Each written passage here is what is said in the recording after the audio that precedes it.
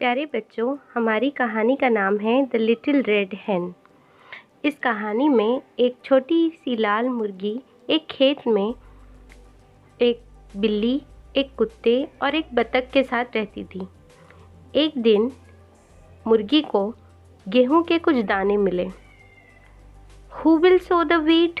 उसने पूछा। कौन इसे बोएगा? Not I, said the duck. Duck ने कहा मैं नहीं। कैट ने भी कहा मैं भी नहीं। और डॉग ने कहा मैं भी नहीं। इसलिए छोटी मुर्गी ने कहा ठीक है, मैं ही बोलूँगी। इस तरह उस छोटी सी लाल मुर्गी ने गेहूं के दानों को बो दिया। कुछ वक्त के बाद वो गेहूं के दाने गेहूं की फसल में बदल गई। छोटी लाल मुर्गी ने पूछा इसे कौन काटेगा? लेकिन बतख, बिल्ली और कुत्ते ने फसल को काटने से मना कर दिया। इसलिए छोटी लाल मुर्गी ने ये कहा कि मैं कर लूँगी और उसने फसल की कटाई की। जब फसल कट चुकी तब उसने फिर बतख, कुत्ते और बिल्ली से पूछा कि अब उसे कौन पटक कर गेहूं के दानों को और छिलकों से अलग करेगा। लेकिन सब ने इस मर्तबा भी मना कर दिया और ये काम उसी छोटी सी लाल मुर्गी ने किया।